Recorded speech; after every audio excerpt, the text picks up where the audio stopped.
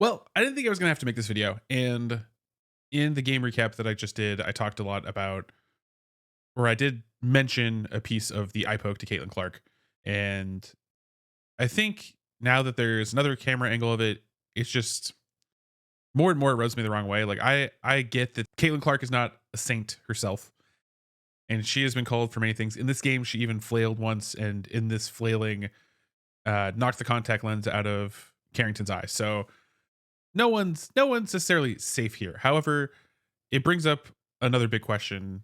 First off, I'm going to go over the kind of new angle. And so my problem with this is it similar to what I talked about? The hand kind of goes up in a normal blocking motion, but then the fingers aim down, and that part to me is unnatural if you're going to block a pass. And the fact that she is looking at the ball, but then kind of the fingers move unnaturally. It's almost as if you were to, whenever you see those reverse videos, you instantly know it's reverse because it looks so unnatural. Like when people are reverse jumping out of a pool, or something like that. Like it just is so unnatural looking when you see it, that the way the fingers move towards her eye looks like they started in Caitlin Clark's eye and then moved it. Like, and the only way that happens usually is precision. Is there a percentage chance that Carrington didn't mean to hit Clark in the face or in the eye? Maybe she didn't mean to hit her in the eye, but it is so like a homing missile on her eye, and the way that it just turns direction and almost just gains acceleration, and the way that she completely acts like if I hit someone in the eye, I would be like, oh crap. Like I would have some reaction to it. But the fact that she has zero reaction to it, she's already trying to run down the court for a score, tells me that like it looks very bad. It looks like you're trying to cover something. And it brings up the case to me that like this feels intentional, and again, it should have been reviewed on the court somehow, some way. The WNBA should change this, in my opinion. At least be a flagrant one, maybe flagrant two, by the fact that it appears to be intentional. If you analyze it, would I think that they would call it a flagrant two in a live game? I feel like it would be hard pressed in a playoff game to remove a player, but it has happened before. We do have Alyssa Thomas on the same team with the reverse choke slam to Angel Reese earlier this year, had the hard shoulder almost breaking Clark's jaw. It makes me question a lot in the league, and stuff like this should be reviewed. It should be reviewed. It should be penalized. You have to clean up. There's no room for it, because it's a big thing to do fairly early in a game, to attack a player's eyes and then have the gall later in the game, right or not, when you get dinked, to yell at the refs for not calling a foul for you. Like, you literally poked them in the eye.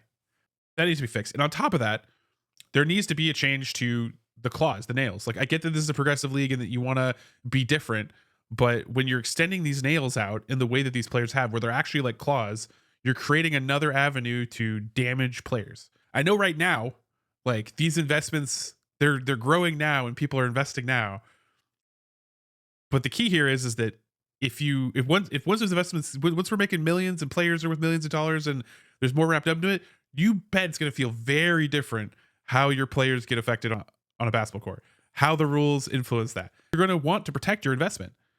And the fact that we have this situation where Caitlin Clark has been the most flagranted player all year, and it's not because she's flopping. It's not because, like, she has literally taken cheap shots at ends of games being physical.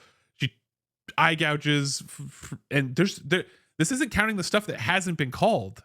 Like, there's been so much stuff that just hasn't been called too, that it begs the question: what is the league going to do about this in the future? And I think that they should restrict nails and the length of nails to protect the players.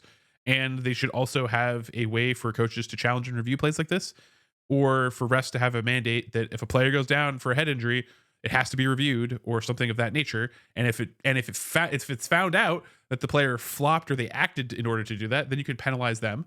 But if it actually is a real contact and injury and that kind of stuff, like in this case, from multiple angles, this hand gesture is unnatural for blocking. Like, if you held it across, sure, a swipe or whatever, that'd be fine. But if you're gonna freaking aim your hand and go for like a cobra strike, completely different ballgame. Really, I just want to advocate for rules that would protect the players. At the end of the day, that's what I care about. I don't want any player's eyes gouged out. I don't want any player suffering a career-ending injury. And so as the investment and interest rises, so does the league's responsibility to protecting its players. They got a lot of work to do on that front, and I hope they step up. Sorry for this downer of a quick video, but I had to get out my thoughts, I had to get off my chest. So at least remember that you're going to be amazing today because you are amazing. Unlike DJ Carrington, who's only amazing at poking people in the eye. Catch you next episode.